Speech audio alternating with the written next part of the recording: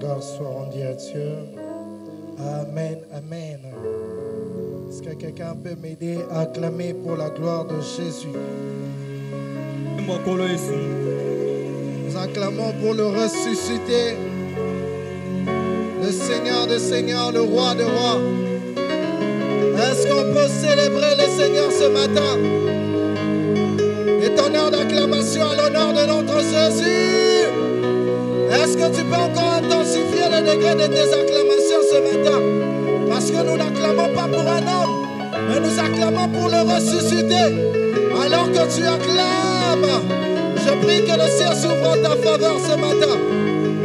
Acclame pour la gloire de Jésus. Jésus.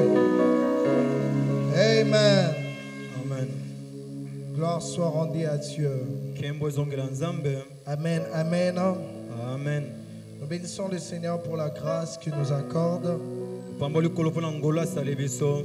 nous tenons devant de vous ce matin pour vous apporter sa parole. Sa parole que je ne cesse de dire, c'est une nourriture spirituelle pour nos esprits. Cette nourriture qui nous permet de croître spirituellement. Le dimanche dernier, nous avons vu comment nous pouvons arriver à ressembler à l'image de Christ. Nous avons dit que nous devons apprendre à nous exposer à la gloire de Dieu. La gloire de Dieu, c'est au travers de sa parole. C'est au travers de sa présence. Et lorsque nous nous exposons à la parole de Dieu chaque jour, nous permettons à notre esprit de pouvoir croître et de ressembler à notre Créateur. Que Dieu soit béni pour cette grâce qu'il nous accorde. Amen. Nous bénissons également notre très cher papa, le pasteur Jean Mbamba, que nous portons énormément dans nos cœurs. Un merveilleux papa qui nous a permis encore que nous puissions nous tenir au-devant de vous ce matin. Un papa qui croit énormément en nous et qui nous pousse à servir le Seigneur. Je bénis Dieu pour la coordination de l'Église.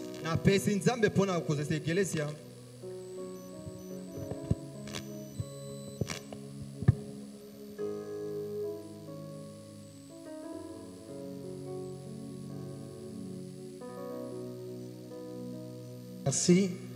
Je disais, je bénis Dieu pour la coordination de l'Église qui nous ont alignés pour que nous puissions pendant ce moment vous apporter la parole du Seigneur. Je dis merci à mon interprète de tous les jours que j'aime beaucoup, les frères Martin Ostivi. Voilà, je l'aime beaucoup. Que Dieu le bénisse abondamment. Je dis merci à tous ceux qui nous portent dans leurs prières. Vous prenez un temps de pouvoir prier pour nous. Que Dieu se souvienne de vous, qu'il vous bénisse abondamment. Je dis merci aussi à tous ceux qui sont là ce matin. Je prie que Dieu puisse vous rémunérer au centuple. Et en ce dimanche spécial, nous sommes réunis. Je crois que Dieu aussi va faire des choses merveilleuses au milieu de nous. Je crois que Dieu va répandre sur nous d'abondantes grâces. Si tu crois en cela, est-ce que tu peux acclamer pour la gloire du Seigneur? Gloire soit rendue à Dieu. Amen. Comme nous le savons très bien, parmi les dates qui marquent notre communauté des assemblées de témoins du Christ, il y a la date du 26 juin, date qui marque la naissance de notre église, de notre communauté, que nous avons fêté l'anniversaire récemment. Et au courant de cette semaine, il y a une deuxième date qui est le 5 novembre. la date qui marque l'obtention de notre personnalité juridique. Où nous étions légalement reconnus par l'État congolais pour œuvrer ici sur le sol congolais. Amen, amen. Et nous rendons grâce à Dieu qui du jour au jour ne cesse de renouveler sa grâce sur notre communauté. Comme l'homme de Dieu, l'évangéliste John l'a si bien dit, n'abandonnons pas notre assemblée. Portons-le dans nos cœurs. Chérissons cela. Travaillons pour son développement. Et on a même lancé des appels pour que tout un chacun de nous puisse contribuer avec au minimum 5 000 francs seulement pour aider la communauté à se développer. Alors tout chrétien témoin du Christ qui aime sa communauté est appelé à participer activement à cela. J'allais peut-être demander autour d'un voisin si déjà payé 5 000 francs, mais je ne vais pas le faire. Mais si vous ne l'avez pas encore fait, faites-le, c'est pour le bien de notre communauté. Et si Dieu vous bénit même au-delà, vous pouvez même donner même plus. 100 dollars. $200, selon la manière dont Dieu vous bénit. Apprenez à prendre vos biens et à contribuer dans l'œuvre du Seigneur. Et ne soyons pas seulement là pour dire qu'on ne se développe pas dans tel aspect. Contribuons pour voir aussi ces développements. Comme ça, si on contribue, nous ne voyons rien. C'est là peut-être qu'on aura l'opportunité de parler. Amen, amen. Est-ce qu'on peut acclamer très fort pour la gloire de Jésus? Amen. Alors très rapidement, je nous invite à ouvrir nos Bibles. Je suis dans le livre de Matthieu, chapitre 5. Je lis le verset 13. Alors, nous allons nous tenir debout pour honorer la lecture de la parole. Matthieu 5, le verset 13. La Bible dit: vous êtes le sel de la terre. Mais si le sel perd sa saveur, avec quoi la lui rendra-t-on? Il ne sert plus qu'à être jeté dehors et foulé aux pieds par les hommes. Amen. Amen. Alors que nous sommes debout, j'aimerais qu'on ajoute un texte rapidement. Dernier texte, Éphésiens chapitre 4, le verset 30 à 32. N'attristez pas le Saint-Esprit de Dieu, par lequel vous avez été scellés pour le jour de la rédemption. Que toute amertume, toute animosité, toute colère, toute clameur, toute calomnie et toute espèce de méchanceté disparaissent du milieu de vous.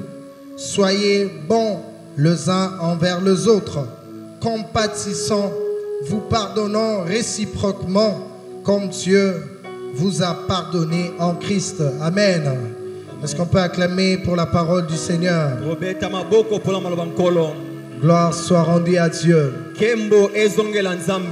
Ce matin, nous parlons d'un thème qui est la continuité de notre thème central.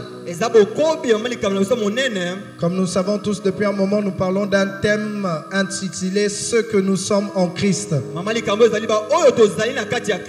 Nous sommes en train de voir nos différentes identités en Christ. Comment est-ce que Christ nous définit? Comment est-ce que Christ nous qualifie? La première identité que nous avons vue, nous avons vu l'identité des enfants de Dieu. Et nous avons parlé aussi de l'identité de fils de Dieu.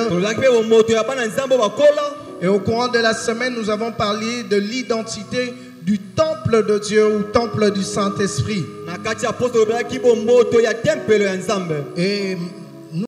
Et ce matin, nous allons parler d'une autre identité. C'est l'identité de celle de la terre. Nous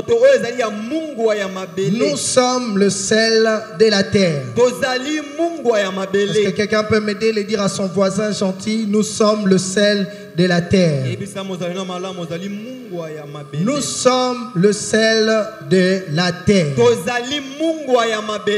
Et nous devons avoir conscience de cela. Conscience de cette identité en Christ. Cette identité fait référence à la fonction ou bien au rôle que le chrétien a à jouer en étant ici sur la terre.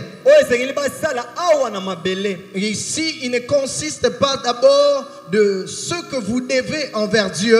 Il ne s'agit pas du rôle que vous devez à Dieu, mais il s'agit du rôle ou bien de la fonction que vous avez à jouer dans la communauté, l'environnement dans lequel il vous a placé. Vous allez clairement voir qu'il a dit que nous sommes le sel de la terre. Il n'a pas dit que nous sommes le sel du ciel. Il n'a pas dit que nous sommes le sel de Dieu. Non. Il a bien précisé pour dire que nous sommes le sel de la terre. Quand on parle de la terre, on voit l'environnement dans lequel Dieu nous a placés. On voit les personnes avec qui nous passons notre quotidien. Les personnes avec qui nous vivons chaque jour. Et la Bible est en train de nous faire comprendre que nous avons un rôle à jouer dans chaque environnement où Dieu nous place. La vie chrétienne ne fait pas de nous des chrétiens égoïstes. Croire au Seigneur de Jésus ne doit pas faire de toi un chrétien égoïste. Dieu sait qu'il t'a placé dans un environnement. Alors même qu'il avait créé Adam et Ève, la Bible dit qu'il les a placés dans les jardins d'Éden. Ce n'était pas seulement pour qu'ils puissent manger le fruit, mais la Bible dit il les a placés dans les jardins d'Éden pour l'entretenir. Cela veut dire que l'homme que Dieu avait créé avait un rôle à jouer dans l'épanouissement de l'environnement où Dieu l'avait placé. Est-ce que quelqu'un comprend cela? L'homme que Dieu avait créé avait un rôle à jouer. Ainsi, l'homme ne devait pas simplement se contenter de ce que l'environnement devait lui donner. Il ne devait pas simplement se contenter de fruits qu'il devait manger du jardin. Mais au-delà de ça, il devait chercher à savoir qu'est-ce qu'il pouvait faire pour que le jardin soit bien entretenu. Quelle était sa part de responsabilité pour que dans le lieu où Dieu l'a placé, que celui-là puisse connaître l'expansion. Quelqu'un qui m'entend peut me donner un bon amen. Amen. Et nous comprenons bien cela, que tout un chacun de nous, Dieu nous a placés dans un environnement X ou Y, parce qu'il attend de nous que nous puissions apporter une influence. Amen, amen, amen. Dieu attend de nous que nous puissions jouer un rôle. Il n'attend pas de nous que nous soyons des chrétiens passifs. Des chrétiens passifs. Des chrétiens qui subissent des choses. Mais des chrétiens actifs qui travaillent pour le développement de leur environnement. J'aimerais dire à un chrétien ce matin, tu as une part part de responsabilité, un rôle à jouer dans chaque environnement où Dieu te place. Il te place dans ta famille, sache que tu as un rôle à jouer. Il te place ici dans ce pays, sache bien que tu as un rôle à jouer. Il te place ici à l'église Bomikitisa, sache que tu as un rôle à jouer.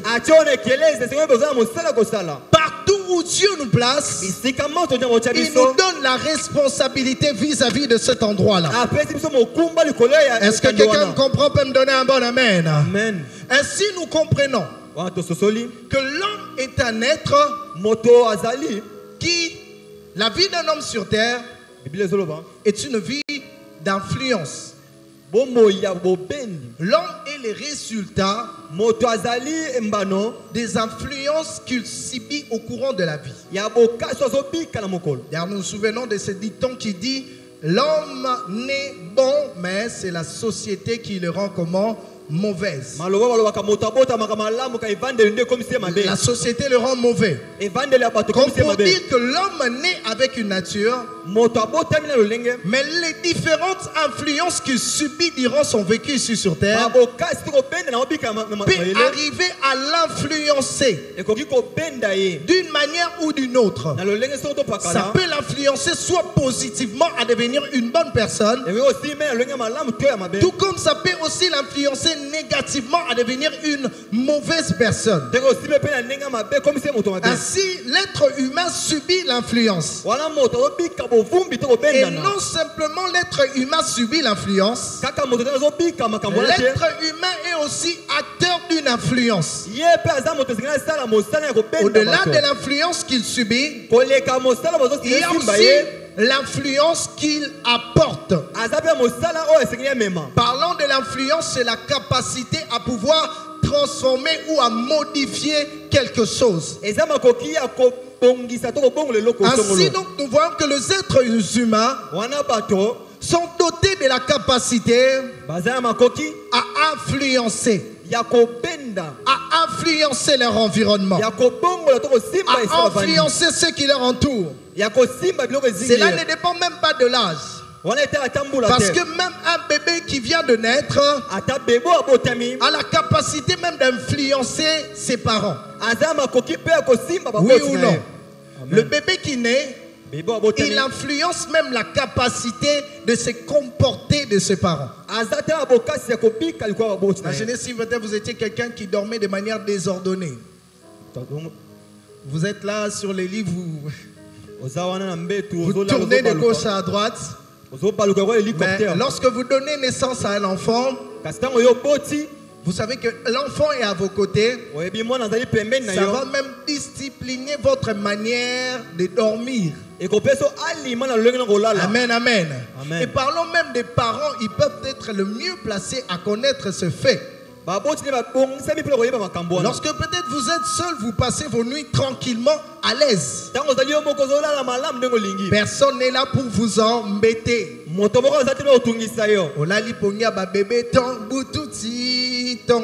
Tu te réveilles. Mais quand le bébé arrive, il y a des nuits comme ça, indépendamment de votre volonté, que vous pouvez passer des nuits blanches. Parce qu'il y a des bébés qui commencent, quand ils commencent à pleurer ici, ils n'écoutent personne. Ils pleurent. Et vous êtes là. Là. Vous voyez que le bébé vous a influencé d'une manière ou d'une autre. Ainsi, nous voyons que l'être humain est un porteur d'influence.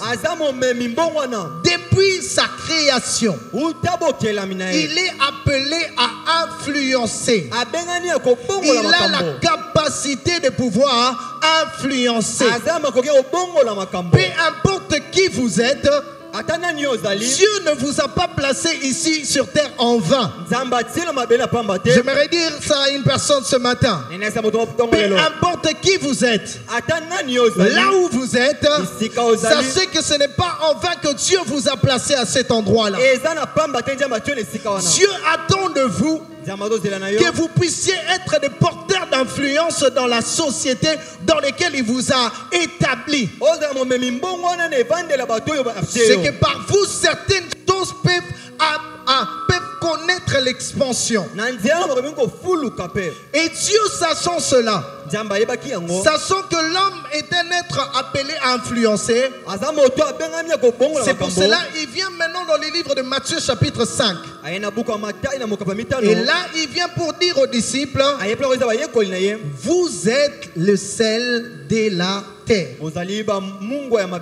Il est en train de comparer les disciples, comparer ceux qui ont cru en lui à cette substance qu'on appelle le sel. Chacun de nous ici connaît ce que c'est le sel. Et chacun de nous connaît l'importance qu'a le sel. Pourquoi Dieu est en train de comparer le chrétien ou bien de qualifier le chrétien au sel? Parce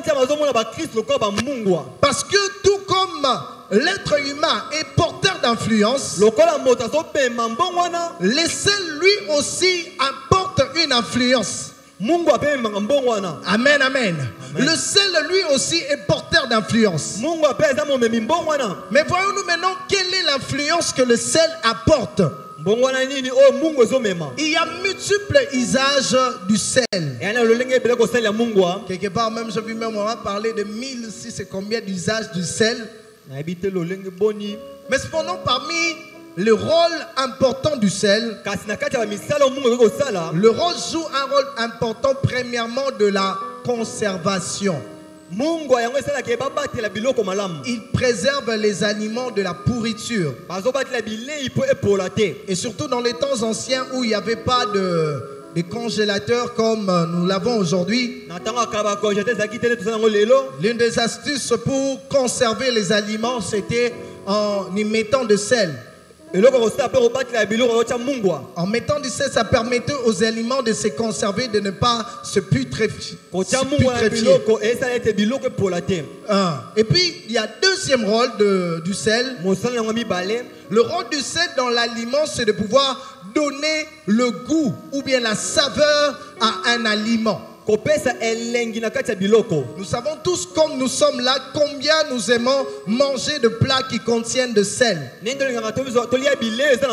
À moins peut-être que vous soyez malade, parce qu'il y a certaines maladies qui nécessitent que vous ne puissiez pas manger du sel. Mais cependant, tout être humain, à chaque aliment qu'il mange, il a besoin du sel. Et puis tu sens la saveur de la chose que tu es en train de manger. Quand tu manges un repas sans sel, tu vas voir que le repas ne sera pas assez savoureux. Le repas ne sera pas assez appétissant. Ça veut dire peut-être au lieu de poser kanzala, mais en réalité, alors nous voyons que le sel a une influence dans les aliments. Il rend les aliments agréables. Il rend les aliments appétissants. Il les rend mangeables. Et la troisième fonction du sel, c'est que le sel servait aussi à désinfecter l'eau. À désinfecter, à purifier. Nous pouvons le voir même dans la Bible avec l'histoire d'Élisée. Lorsqu'il était dans une ville de Jéricho, où dans cette ville-là, la Bible dit, les habitants sont venus pour dire à Élisée que le séjour est bon, mais malheureusement les eaux de la ville sont mauvaises et le pays est stérile. Et qu'est-ce que Élisée avait fait? Élisée avait pris du sel, il est allé à la source et il a assaini ou il a purifié les eaux. Et nous voyons que le sel pouvait servir à assainir ou à purifier de choses. Le sel servait de désinfectant. Et Et ainsi, lorsqu'on rassemble ces différents du rôle du sel, nous pouvons conclure que l'influence du sel est une influence qui est positive. C'est-à-dire le sel apporte une influence positive là où il passe. Le sel apporte une influence positive là où il se tient. Dans l'aliment, là où on le place, il a la capacité de le conserver. Il a la capacité de le rendre bon. Il a même la capacité de purifier. Est-ce que quelqu'un qui me comprend peut me donner un bon amen? Amen. Ainsi, lorsque Dieu parle de chrétiens comme étant de sel de la terre, Dieu est en train de nous faire comprendre que nous devons être des personnes qui apportent une influence positive au sein de notre environnement. L'influence que nous devons apporter partout où Dieu nous met, c'est une influence qui consiste à changer de gens de manière positive. À changer de gens de manière positive. Écoutez ce que Dieu est en train de dire à Abraham. Dans les livres de Genèse chapitre 12, verset 1er. Il dit à Abraham ceci: quitte la maison de ton père et quitte ta patrie, va dans le pays où je te montrerai. Et là je ferai de toi une grande nation. Il ne s'arrête pas là. Il est en train de dire encore: toutes les nations de la terre seront bénies en toi. Et ce que j'aime encore à la fin, il dit: tu seras une source de bénédiction pour plusieurs. Ainsi, je comprends par le fait que Dieu nous appelle des sels que nous devons être des sources de bénédiction pour notre environnement. Est-ce que quelqu'un qui m'entend peut me donner un bon amen? Amen. L'environnement dans lequel Dieu te place, il attend de toi que tu sois une source de bénédiction. Le chrétien doit être des sources de bénédiction. Il faut que par vous, que votre environnement soit béni. Il faut que par vous, que votre environnement soit changé. Il faut que vous arriviez à un endroit où les choses ne marchaient pas. Votre simple présence a la capacité d'influencer positivement les choses. Votre simple présence a la capacité de changer positivement les choses. Je prie pour une personne ce matin, que tu sois une source de bénédiction pour ta famille, que tu sois une source de bénédiction pour cette église, que tu sois une source de bénédiction partout où Dieu te place. Partout où Dieu va te placer, que tu sois en mesure d'apporter positivement les choses, que tu sois en mesure de changer les choses de manière positive. Dieu attend de nous que nous soyons des influents positifs. Dieu attend de nous que nous puissions apporter cette influence, car notre environnement en a besoin. Notre environnement en a besoin. Voilà pourquoi il a dit ceci à la femme samaritaine. Lorsque la femme samaritaine était venue pour puiser de l'eau, Jésus-Christ a dit à cette femme: quiconque boit de cette eau aura encore soif. Mais celui qui boit de l'eau que je lui donnerai, l'eau que je lui donnerai deviendra en lui une source. Lorsqu'on parle de la source, c'est le lieu qui permet d'alimenter les des eaux, d'alimenter des rivières. Ça veut dire que lorsque nous venons en Christ, Dieu permet que nous puissions être de ceux qui alimentent nos familles, qui alimentent notre environnement, l'environnement dans lequel où tu te tiens doit connaître une influence positive, parce que Dieu a fait de toi sel de la terre. Est-ce qu'un sel de la terre peut me donner un bon amen ce matin? Voilà pourquoi vous allez comprendre. Le jour où Élie est entré dans la maison de la femme de Sarepta, la veuve de Sarepta, la farine ne pouvait pas sécher dans sa maison. Lorsque Élie est entré dans la maison de sa veuve de Sarepta, même s'il y avait la sécheresse, Élie était le type de sel. Cela veut dire sa présence dans la maison de la veuve de Sarepta a fait en sorte que même au milieu de la sécheresse, que cette femme continue à pouvoir manger. Je prie pour une personne ce matin. Rien que par ta présence au sein de ta famille, que ta famille ne connaîtra pas la sécheresse, que ta famille ne connaîtra pas le sec. Dieu fera de toi un sel, de telle sorte que là où tu te tiens, le sec aura horreur d'entrer, parce que ta présence empêche la putréfaction. Je prie pour une personne ce matin, là où tu te tiendras, la sorcellerie ne pourra pas entrer. Que par toi au sein de ta famille, que la sorcellerie n'ait pas de porte d'entrée, parce que tu es le sel de la terre, appelé à conserver.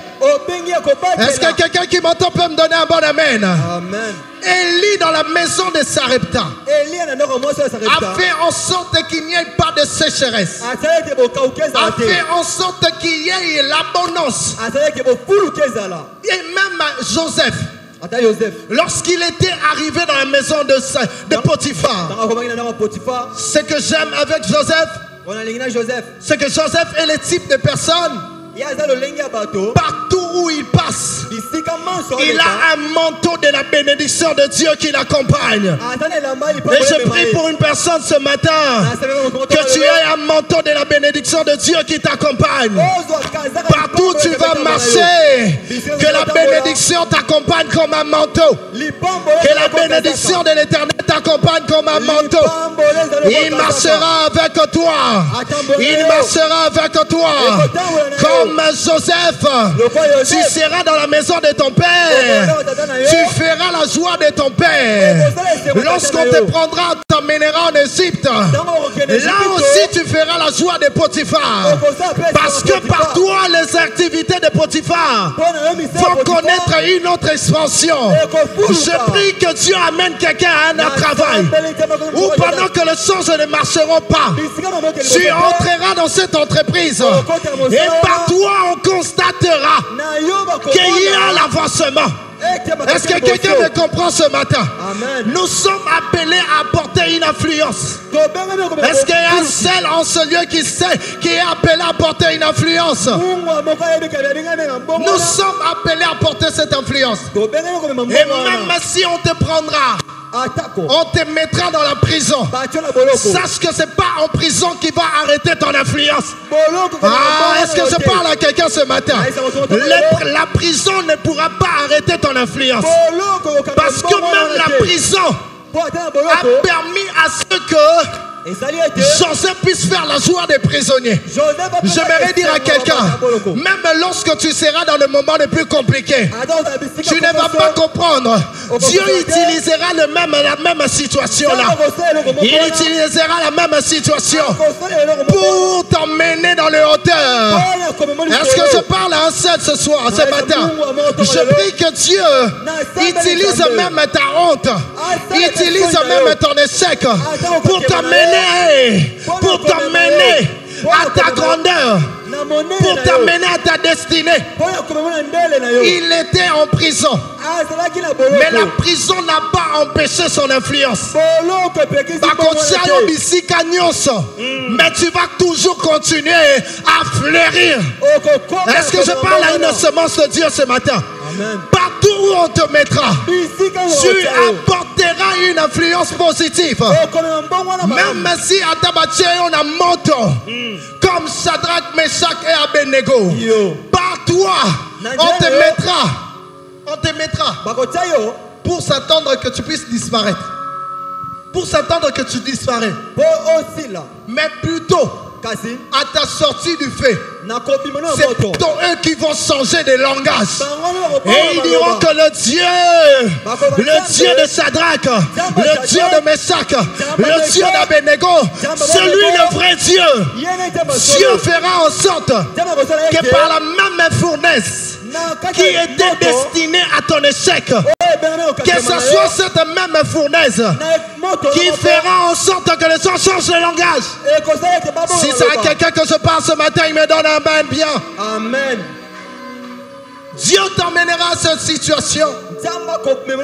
Tu sortiras même de la prison, tu seras devant Pharaon. Et même devant Pharaon, Dieu fera de toi que tu sois toujours le sel. Et ce que j'aime avec le sel, c'est que peu importe où vous le mettez, peu importe où vous le mettez, peu importe l'environnement, il va toujours apporter son influence. Je prie pour une personne ce matin, que ton influence ne s'arrête pas, que ton influence ne s'arrête pas, que ton influence ne s'arrête pas. Même lorsque tu pleures, que ton influence ne s'arrête pas. Lorsque tu es dans le sec, que ton influence ne s'arrête pas. Peu importe la situation, la Bible dit, lorsque je traverse la vallée des Baca, je le transforme en un lieu plein de bénédiction. Je prie pour une personne en ce lieu, que Dieu t'emmène à expérimenter la dimension du sel. La dimension du sel. Et tu feras en sorte, parce que avec le sel, les sels sont incontournables. De la même manière que je dis que pour qu'un être humain puisse bien manger le repas, il a besoin du sel. Autrement, pour dire que le sel est incontournable pour le repas. Vous allez voir que lorsque Joseph était devant Pharaon, il a interprété le songe. Et on s'est demandé, il a dit à Pharaon, il faudrait que le roi choisisse une personne qui sera à la tête pour pouvoir manager tous les systèmes, pour que pendant ce temps de sécheresse, que le pays soit toujours en paix. Et ce que j'aime avec Dieu, c'est qu'il fait de nous des incontournables.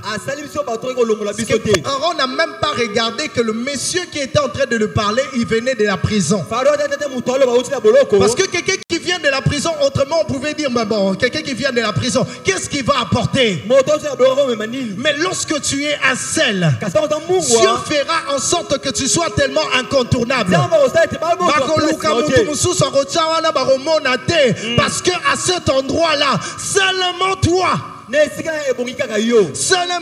qui peux apporter l'influence. Je prie pour une personne ce matin, un peu comme même Jephthé. Ça arrivera des moments où on va te rejeter. Mais ce que j'aime avec les sels, même si on met kara lelo, osali samblo lo bile onalia non libilo rezanga mungwa. Au lieu jour à liboso, au lieu jour à mibale. Si yo moko comprendre gara ke te. Ezo se gara na zwa mo mungwa na sa nini na cha. Bango moko ba comprendre que même si atababu akakio, même si atabasa ki semblant, et même ils vont comprendre que te na bakaneti oyo ezo se kaka. Je vais dire à une personne, ne regarde pas ceux qui t'ont t'ont rejeté. Ne regarde pas ceux qui t'ont rejeté hier. Ata babouaka ki yo lobby. Ata baboya ki yo lobby. Baboyo bapesi oguma. J'aimerais dire à quelqu'un, Dieu a la capacité de faire en sorte que la personne se rende compte du fait que tu es incontournable dans sa vie. Et même comprendront, même si Ata babengana ki ona musala, et même comprendront que na musalo yo pour que le source avance et so senga kaka mutu X ou Y kasa nini aya so que senga tabala na yo ti na ti bakola na yo. Je prie pour une personne ce matin que la grâce de Dieu te localise partout où t'avais rejeté, que les gens qui t'avaient rejeté qui viennent de même, qui viennent de même, qui viennent de même, parce que tu es le sel de la terre. Quelqu'un acclame pour le Seigneur. Gloire à Jésus. Amen. Le sel est appelé à porter l'influence. Et ce que j'aime même avec le sel, un peu comme Élisée, la Bible dit qu'il était déjà mort. Il était mort. Mais même ses os avaient la capacité de ressusciter un mort. C'est que le sel a la capacité d'influencer des gens, même lorsque même ils ne sont pas là. Je parle de la présence physique. Le Dieu qui est en toi. N'est-ce pas qu'il y a des gens aujourd'hui, je prends l'exemple de musiciens. Il y a des cantiques que nous chantons de personnes qui sont déjà décédées il y a longtemps. Mais leur chant continue à nous bénir. Pour dire, Dieu peut continuer à faire ton œuvre même quand tu ne seras pas là. Même au travers de tes enfants. Dieu fera en sorte que la bénédiction le suive. Là, je prie pour que la bénédiction qui est en toi, que ça ne s'arrête pas qu'avec toi. Est-ce que je parle à une personne ce matin? Que la bénédiction qui est sur toi, ça ne s'arrête pas seulement sur toi, mais ça touche aussi tes enfants, ça touche aussi ta femme, que ça touche aussi les membres de ta famille.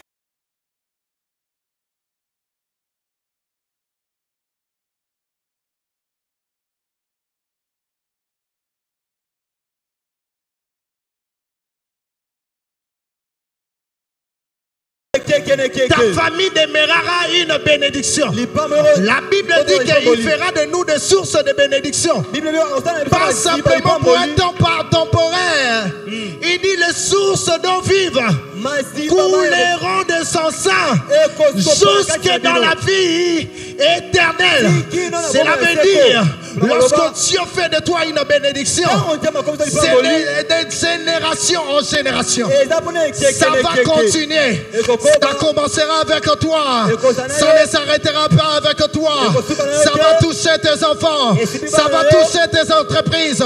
Ça va toucher tes commerces. Ça va toucher ton environnement. Parce que tu es le sel.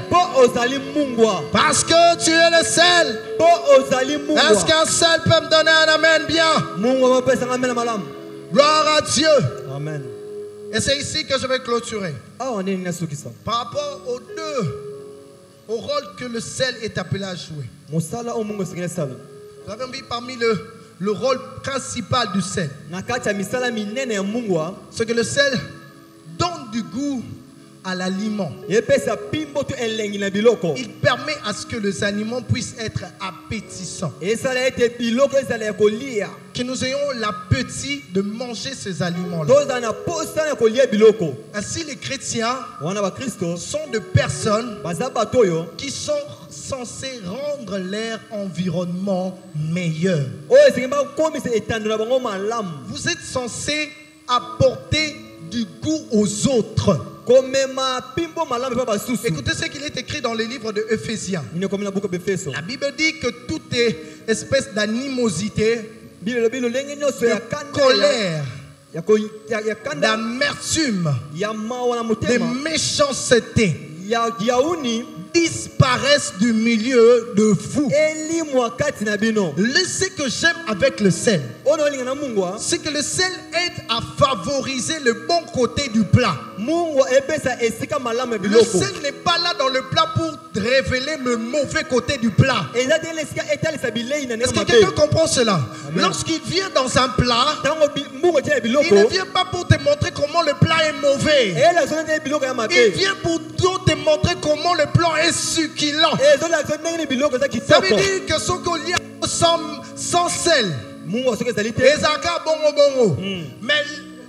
oiseau ya pour aïe on m'a dit que l'ia qui a un bongo ils a qui pour un nasa quitté mais un nasa soya naso ça en sorte que et le quoi bien on est qui katina yewana naso bimisa yango pour que yo quelqu'un en réalité à sa bongoté mais il a quelque chose de meilleur en lui. Amen. Est-ce que quelqu'un comprend cela? Le sel permet de révéler les bons côtés des aliments. C'est-à-dire les chrétiens sont des personnes qui sont appelées à révéler le bon côté qui sont dans chaque personne. Est-ce que quelqu'un comprend cela? Amen. Le chrétien n'est pas là pour amplifier les mauvais côtés des gens, mais il est censé amplifier le bon côté des gens. Combien aujourd'hui nous avons de moins en moins de sel? C'est-à-dire de gens qui sont là seulement du côté négatif. Tu peux faire de bonnes choses. Tu lui fais de bonnes choses. Il ne parlera jamais de ça. Il ne le mettra jamais dans son statut. Mais le jour simplement tu vas essayer de faire une selle. Et bien il était manko ya pamba. Akota mwisako mona yo partout. Baroye bake yone mutu mabe. Le sel n'a pas cette responsabilité-là. J'aimerais dire à l'église du Seigneur, comme étant de sel, nous avons la responsabilité de révéler les bons côtés qui sont dans tout un chacun de nous. Je connais que dans tout un chacun de nous, il y a le bon côté, mais il y a aussi le mauvais côté. Mais ce que moi j'ai comme responsabilité, c'est que lorsque je suis auprès des Katomba, c'est de faire en sorte que les gens voient le bon côté qui est en lui. Ce n'est pas pour que les gens voient le mauvais côté. Ce n'est pas pour que je puisse faire de lui une mauvaise personne aux yeux des autres. Ah, l'église du Seigneur, prenons conscience du rôle que nous avons. Nous n'avons pas la responsabilité de rabaisser les autres. L'étoile n'a pas besoin d'éteindre les autres pour briller. Oui. Nous sommes tous des étoiles. J'aimerais dire à quelqu'un, tu n'as pas besoin d'éteindre l'autre pour briller. Tu brilleras dans ton canal lorsque Dieu t'appelle à briller. Amen. Peu importe là où tu te trouves, tu ne vas pas briller en voulant éteindre l'autre. C'est pas en voulant salir la réputation de l'autre que toi tu seras meilleur aux yeux des autres. Non. Tu dois plutôt apprendre que tu dois valoriser le bon côté qui est dans la personne. Est-ce que l'église du Seigneur me comprend ce matin? Apprenons à valoriser le bon côté des gens. Apprenons à valoriser le bon côté. En tout un chacun de nous, il y a des défauts. Mais je ne m'attarderai pas sur les défauts de l'autre. Je ne m'attarderai pas sur les défauts de l'autre. Même lorsque Jésus était venu, il savait que Pierre était quelqu'un de brutal. Il savait que Pierre était quelqu'un de colérique. Mais il n'a pas rejeté Pierre. Il est arrivé même à un moment où il a dit à Pierre, arrière de moi Satan, car tu mets un scandale. Mais malgré cela, il n'a pas rejeté Pierre. Il a toujours gardé Pierre à ses côtés. Parce qu'il savait, le jour de la Pentecôte, c'était Pierre qui devait se tenir pour parler. Et 3000 âmes étaient converties en ce jour-là. Est-ce que quelqu'un comprend cela? Ça veut dire, si Jésus avait rejeté Pierre, autrement il devait rejeter le salut de 3000 âmes. Lorsque Jésus a compris c'est que cet homme, même s'il est colérique, même s'il est brutal, c'est qu'au travers de lui, il y a 3000 âmes qui doivent être converties. Est-ce que je parle à l'enfant de Dieu ce matin? Dieu n'a pas regardé les défauts de Paul. Il n'a pas regardé qu'il avait persécuté l'église. Mais il a compris que c'est au travers Paul que les nations devaient être sauvées. Alors il n'avait pas regardé que Paul était un persécuteur. Il n'avait pas regardé que Paul avait des défauts. Mais il a regardé au bon côté de Paul. L'église, apprenons à valoriser le bon côté de sang. Apprenons à valoriser cela. Si nous voulons rendre le sang meilleur, c'est pas en les rabaissant, c'est pas en les humiliant, c'est pas en venant avec de faux témoignages, c'est pas en les calomniant, c'est en prenant le bon côté qui est en eux. Boostez cela. J'aimerais parler à un parent ce matin.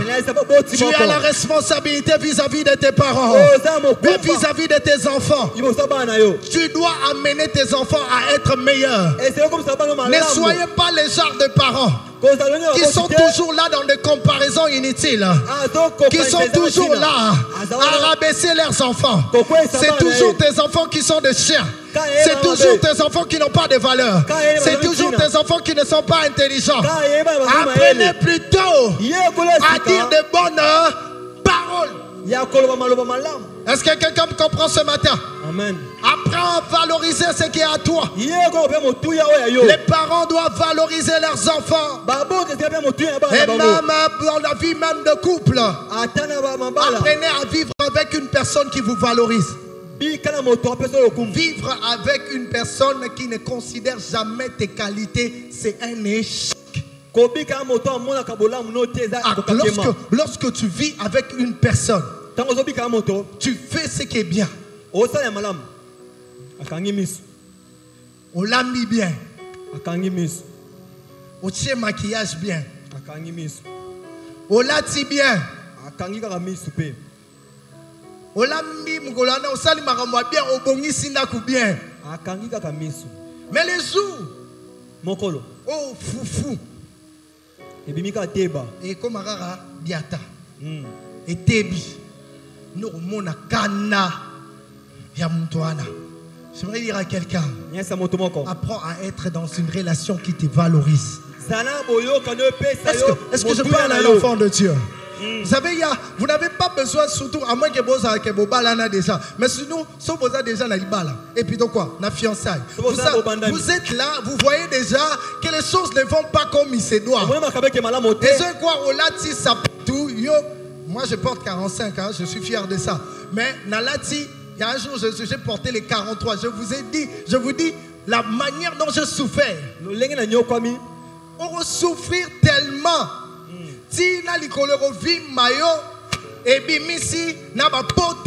Pourquoi? Parce que tu y es. J'aimerais dire à une personne ce matin, apprends à vivre avec des selles. Et toi aussi sois une selle pour la personne avec qui tu vis. Parce qu'il y a des gens qui s'attendent seulement à ce qu'on leur donne. Quand tu donnes seulement. Mais toi aussi sois une personne qui sait donner. Est-ce que quelqu'un me comprend ce matin? Amen. Toi tu entends ces marins à tu entends ces marins à peso bakado. Mais mon colonine et surtout à nos soeurs, nos bien-aimées soeurs. Vous attendez qu'on vous donne des cadeaux. Mais mon colonine ozoata olekata na Koweït, au sommelier à ta chemise, à ta singla pamba. À ta montre, hein? À ta montre à Pam. Tu l'as fait quel jour? Mais si vous êtes là, quand il ne fait rien, tu es là même à régir. Mais est-ce que vous aussi vous êtes un seul pour lui? Dans chaque relation que Dieu nous a établie, il attend de nous que nous puissions rendre des gens meilleurs. Tu peux même te marier avec quelqu'un qui ne sait pas s'habiller. Mais par toi, Dieu peut passer pour le façonner. Je dis en tout un chacun de nous, il y a toujours des défauts. Mais nous sommes appelés à façonner les défauts de tout un chacun pour les amener à être de personnes meilleures. À être de personnes meilleures. Est-ce que quelqu'un qui m'entend peut acclamer pour la gloire de Dieu? Et j'aimerais clôturer par ceci. Le dernier rôle, nous avons dit.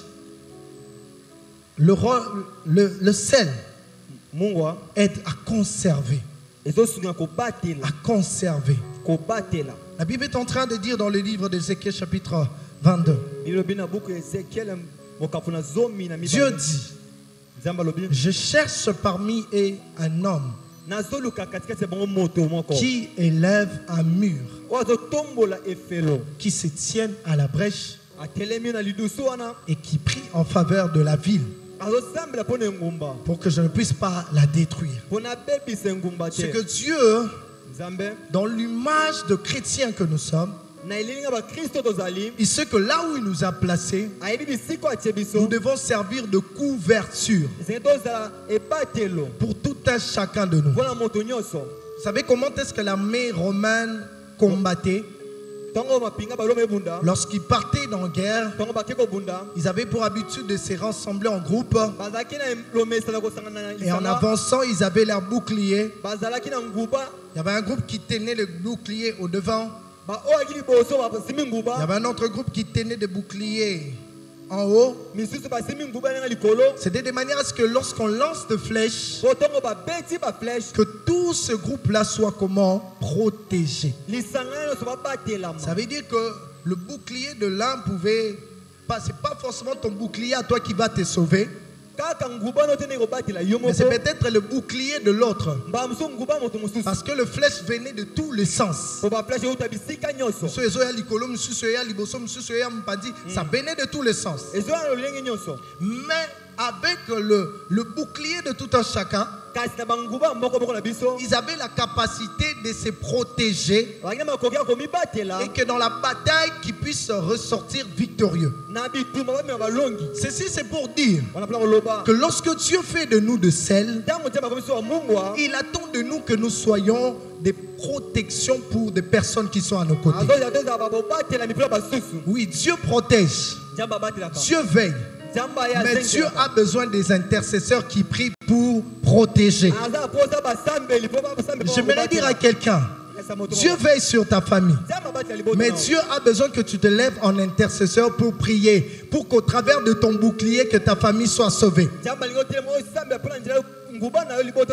Et même dans notre église, nous devons être une assemblée constituée de sel. C'est-à-dire des personnes qui élèvent leur bouclier, qui sont de couverture. Je suis le couverture de mon frère Martin. Frère Martin est aussi ma couverture. Et d'ailleurs même c'est ce qui se passe souvent en guerre. Lorsqu'un soldat veut se déplacer, il demandera à son compatriote, couvre-moi. Pendant que lui sera en train de tirer, de distraire, lui sera en train de se déplacer. Et c'est de cette manière que l'église du Seigneur doit fonctionner. C'est que Dieu attend de nous ce que nous soyons de couverture les uns pour les autres.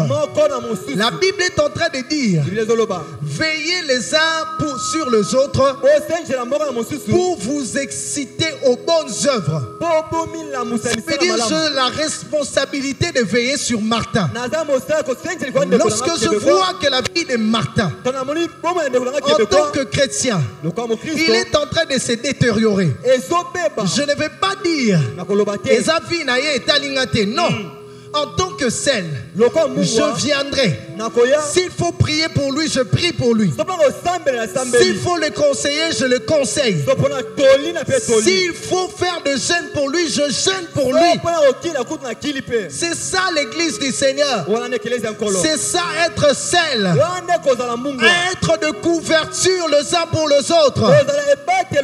J'aimerais dire pour clôturer, l'Éternel attend de nous, comme étant de sel, à être de couverture les uns pour les autres. Nous sommes dans un monde rempli de flèches. Les flèches viennent de gauche à droite. Je ne sais pas dans quel côté ça viendra. C'est comme je dis, entourez-vous de personnes celles. Parce que le sel va te couvrir. Il va te couvrir. Il va te couvrir. Et sois aussi une personne celle. Tu couvriras l'autre. Tu n'attendras pas qu'il puisse tomber. Tu vas prier du jour au jour. L'apôtre Paul est en train de dire, priez pour nous. J'aimerais dire à quelqu'un, prions les uns pour les autres. Prions les uns pour les autres. Prions les uns pour les autres. Et c'est en ceci, en cela, que Dieu nous attend comme étant de sel. Est-ce que quelqu'un peut élever sa voix dans la prière ce matin? Prie à Dieu que Dieu fasse de toi un sel. Prie à Dieu que Dieu fasse de toi une personne saine.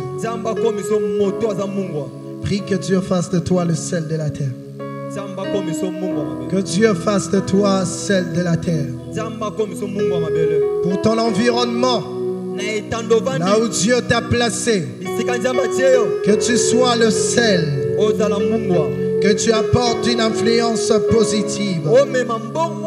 Que tu sois le sel de ta famille. Que tu sois le sel de ton église. Que tu sois le